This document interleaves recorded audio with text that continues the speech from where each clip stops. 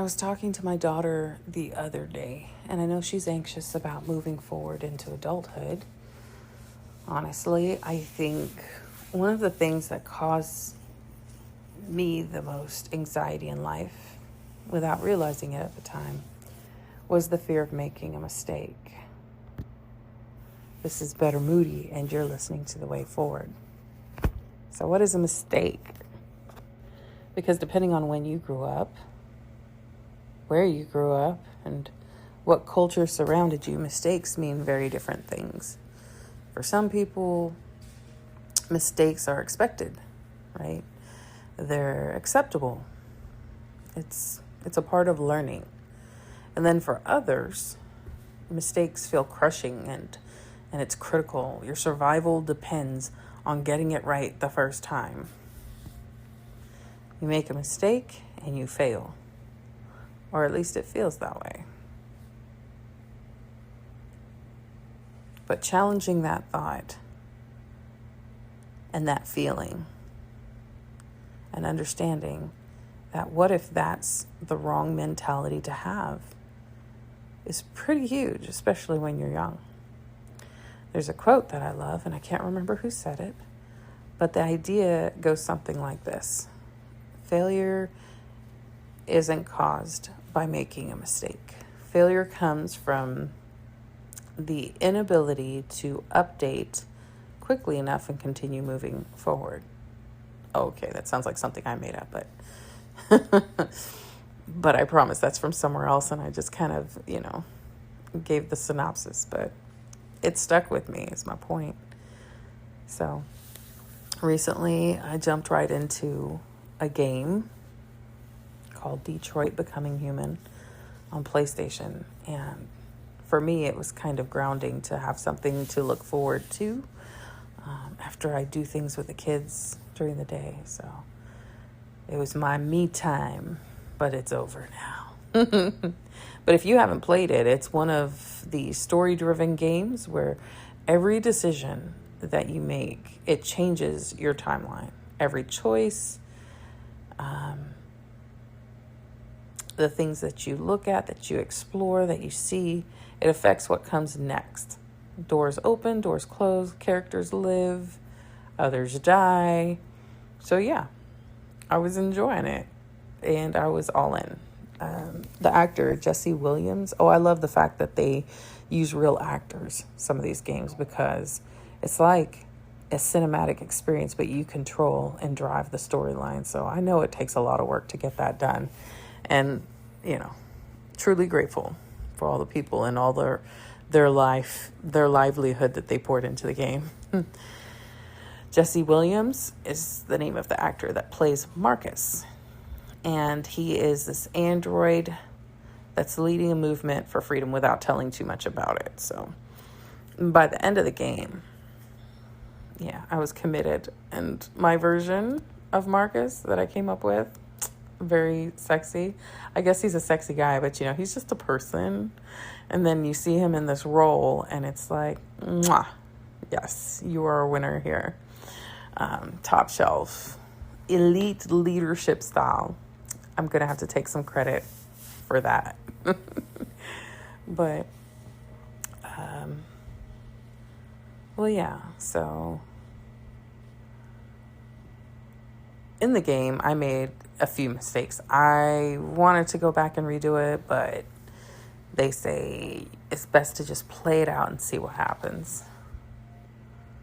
My choices opened up some opportunities and then closed others, and there are three main storylines going on, and I just want to say the police detective failed horribly. So if that's ever an option in my future, I would say I probably wouldn't do that. And you know what? There's a conflicting dynamic in the game as well, because the detective is also an android. So I'm sure that the organizers of the game designed that intentionally, because you're like constantly a traitor, or you're fighting against the people who are working to set you free. Very strange dynamic. Very fun. Very, so Connor died. My Connor died. And if that says anything for how I feel about that. So life works in similar ways. Not every choice is clean and, very obvious. Sometimes every choice that you make, sometimes a choice that you make, it won't be catastrophic either. Not every decision is going to change your destiny, right? Some choices, they matter a lot. And then some just seem to advance the timeline, right? You're just passing time. But if you're looking for a way to reset your thinking around mistakes, I think story games are probably incredible teachers for that. You participate, you make a decision, you live with the outcome, and then you adapt. If you're a player, you adapt, right? You don't get to freeze forever and wait for certainty. Although, thankfully, in that game, when I went into combat, they gave me a minute to figure out what the hell I was doing, because otherwise I would have died miserably. But I won, and I feel like, props to the army, because I know how to, conceal, cover, provide covering fire, charge, and I understand the basic dynamics of war. So I was like, okay, and fighting. So I did that. And that's exactly what I hope my daughter understands. Not necessarily war, but how to make a decision. I'm the worst. I've always been the worst. I'm the most decisive. I want all the details. I want all the information so that I can make the best possible choice. And sometimes you just can't have that. That is not for you. But you have to make a decision because something's going to happen. You have to make a decision with incomplete information. And there is that little bit, you have to make an educated guess. There's this little gray area where, you just have to trust your instincts. Now, in a game, of course, you can restart it, but eventually you're just, trapped in a loop. And you don't want to do that, I think, in life. Try to replay and live in the past and redo, because you can't. You're still moving forward. You're just caught in that loop, replaying the beginning over and over again, or the middle, or wherever you're at.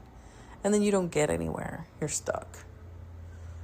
Eventually, you're old and gray, and then you can't push buttons anymore, metaphorically. And then nobody's playing the game. I think that's when you die. So, crossing the threshold into adulthood, I think it's scary. I don't remember it being scary for me because I think I had enough pressure.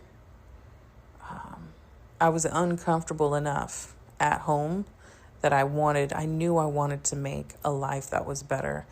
And I'm not 100% satisfied with all my decisions, but they are what they are, and I'm here now, and I can't keep looking back. I know I have to look forward.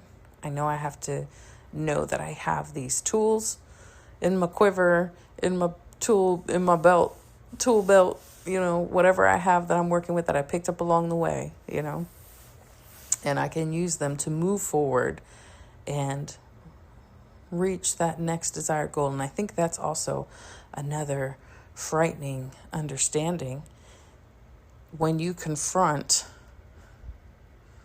the Sphinx. When you look into the mirror, the second Sphinx from the Never-Ending Story is what I was thinking. But you look into the mirror and you see yourself, and you have to confront who you are and ask yourself, what is it that you truly want to be? Who are you? Because you're not your job. You're not your family. You're not your friends. Who you are not your friends. When you stand alone and look and hold yourself accountable, what do you see? I think that's scary. So it's a lot. It's a lot. But that is the threshold. That's what you have to get through. And for some people, it's an easy walk in the park, and other people, they freeze. I remember the first time I faced the sound of mortar rounds and combat fire, and I froze. horrible, I wouldn't expect it. I felt like, it was a surreal experience. I was out of body experience. I was in a movie watching myself freeze. It was strange. And of course there was someone who knocked me into like the rocks, broke my glasses, probably saved my life. I don't know. This was in Iraq long ago, 05, 06. And little old me was scared to death, but I didn't feel it in my heart. My heart wasn't pounding. I just froze and took it in as if I could control that scene by being a bystander. It's very strange. So I think when situations get too real, I have to kick myself in the butt and be like, yo, this is you, player. You gotta go. Hit some buttons. Make it happen. But, I think as a young person, going back to that, you're just forging your path into the world on your own. You think, can I do this? Can I survive on my own? Did I learn enough? Did my parents prepare me? And don't be going and blaming your parents, because what you've got is what you've got. You got some tools, so now it's up to you. You can't just keep throwing it back to your parents. I don't know why people think that's a thing. It's not a thing. Good or bad, for better, for worse. The parents' journey with you comes to a halt right there. You know what I mean? And it's a completely different relationship from there on out. You will forever be daughter, mother, father, son, whatever. But the dynamic changes because you're no longer following and making decisions for your child. You know what I mean? That child has to make those decisions for themselves. And as a parent, you have to let them. So did you learn enough? Can you do it? Did my parents prepare me?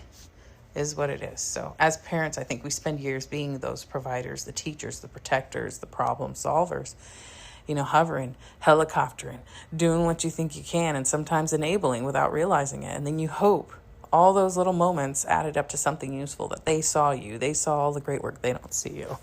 They don't see all the stuff you do behind the scenes, all the backstage work that you're doing to get the props and the stage set for them. And I realize that because I'll have little asks. Like my daughter will ask me for one thing, not realizing that there are perhaps weeks worth of work that would go into making that concept or that request a reality. And I think the scary part is that perhaps she's seeing that. It's not simply, hey, let's go to the beach. And, I need a boat. I need to coordinate that. I need a flotational device. I need to coordinate that, purchase that, work for that, pay for that. Gas, navigation, logistics, all this that goes into it just so that you can have 5 hours on a beach. We're not going to any beaches right now, by the way, because apparently, from what I heard, my daughter told me that the beaches are closed down due to a sewage spill. That's nuts. So we're not going out there. We're gonna keep our skin sewage free. That's the plan. Until that gets cleaned up, the beaches are closed. But just as an example. So everybody's different. But here's the truth: I don't care if my kids live with me forever. I really don't. In fact, if I could, I would have like a little gaming world, how they have their own map, and I would have the houses set up in a circle, and we would have our own map, and everybody could, traverse to. The neighbors would be family members, and it could be like our own little village. I don't care. Or my own mansion or whatever, get a few acres, have a farm. Oh, that would be nice. Animals, everybody shares everything, but within reason. And I really don't mind if they stay, but the thing is I can't have them be non-contributors. You can't be RPGs. And the only thing I ask is that, I get that respect and that they take responsibility for what it is that they aim to do. So I think as a parent, like once you reach that stage and you're looking at your children and they're becoming adults, you want to continue to provide and help them. But sometimes for some, depending on the personality, that is such a hindrance. And it crushes me because I think I'm getting in her way by being there for her at this stage. So it's crazy because I think to myself, I was like, man, if I had the resources as a child that she has, I'd have my own business. I mean, you can always say that hindsight's 20/20, right? But I just think if I had all this time, maybe my motivation would be different because, I grew up poor. I grew up in homeless shelters from time to time. And it was funny. It was like a mask that I wore in public. And then there was the truth behind the scenes. So there was always this conflict. And I knew I wanted the mask to match the reality. I wanted to arrive at what everybody was seeing, this fictional me that existed. I wanted the background life to match so that I could actually enjoy just being instead of worrying about where my next meal was going to come from. How am I going to get shoes for school? That's crazy stuff. Does anyone even struggle with that anymore? Well, I did. I was so proud of myself when I got my first job and I bought my first pair of shoes, Adidas. And I took pictures. It was all shoe pics somewhere in a Polaroid camera that never got,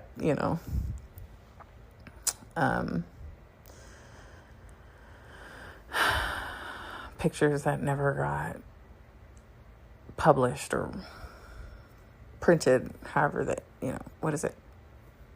The word is on the tip of my tongue. Processed. Who cares? Anyway, yeah. So somewhere out there that exists. It's in a dumpster. It's dirt now, but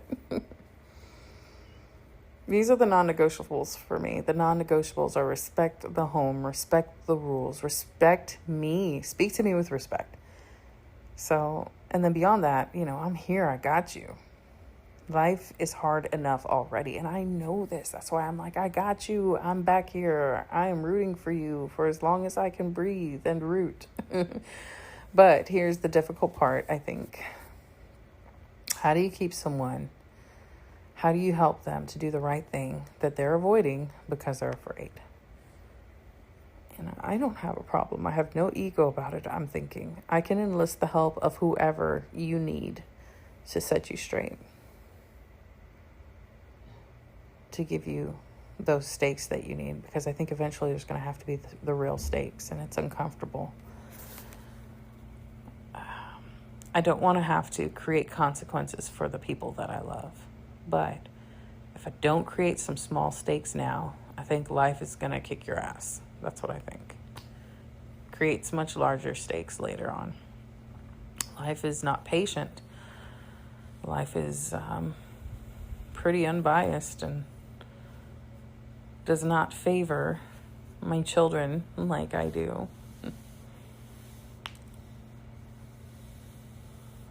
Sometimes I think I wish adulthood worked more like childhood and it wasn't a do or die situation, but more like do your homework or go to your room, miss your chores, lose your TV privileges. Time out. Do or time out. Do or don't, and just take a nap and then try again tomorrow. But yeah, instead, adulthood, it tends to hand out consequences in real time. So that's where I'm at. Trying to figure out, how do I help this kid spread her little baby wings and leave this nest, whatever I've created that's provided this safe haven. You may not think it's the bestest ever. You may see other kids with bigger, better things and parents who have more. But this was my best. This is what I gave, and I know it's enough. So I say go out into the world, find a worm, numb it up, learn something, fail at something, win at something. Go gather your experiences and then come home and tell me about it. I think that's the point. On another note, my younger kid's birthday is coming up and she wants to spend time with her grandparents, which I don't know how I feel about that because that's my last week of leave, but I acquiesce. And I think she should go for it and get it done. I didn't think I was going to find a ticket, but I did. And since we're waiting on approval for her surgery anyway, this is probably the best time for her to go. So then after her surgery, she's going to be laid up for about a month. So I'm going to let her go. She can go enjoy her time. And speaking about that, the last update that I got was that mid-July we should have an approval letter. So I really hope that's not a ruse and that works out. But I've noticed something funny about life. Usually, right after I finally make peace with a decision, everything changes. I don't know if that happens for you, but I think to myself, okay, fine, mid-July. And then I'm going to send her off in this plane. And then 10 minutes later, I'm going to get a call. Your surgery got approved. And I'll be like, okay, thanks for that. Now she's going to have to finish out that week because I paid a cool K for that. And then come back.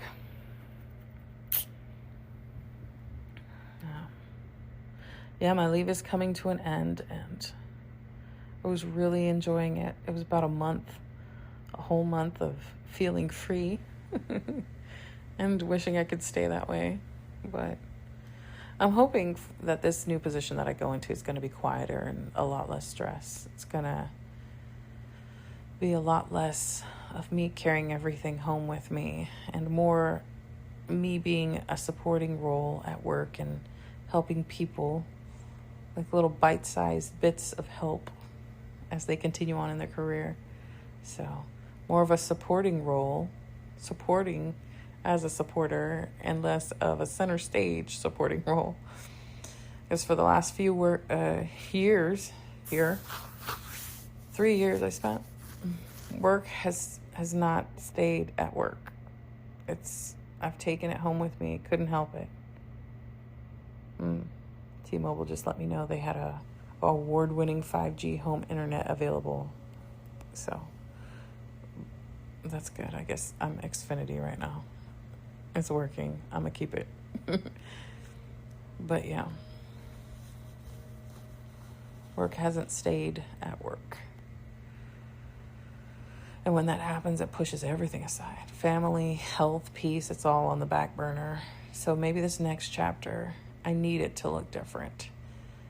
And I need it to be better. So her birthday's coming. She'll spend time with her grandparents, come home. We'll have cake. We'll celebrate. We'll sing again. We already sang happy birthday. We're just going to keep singing happy birthday for the whole month of July. And then I go to work. So we'll see what happens. What does this wild and wonderful life have in store for me next? I don't know. So I'm going to go and immerse myself in another game while I can and see where that story takes me. I think Until Dawn. Sounds very foreboding, but that's life too, right? You don't get to see the whole map. You don't get to know how it all plays out. You just make the next move and then the next one, and you keep moving forward. This is Better Moody, and you're listening to The Way Forward.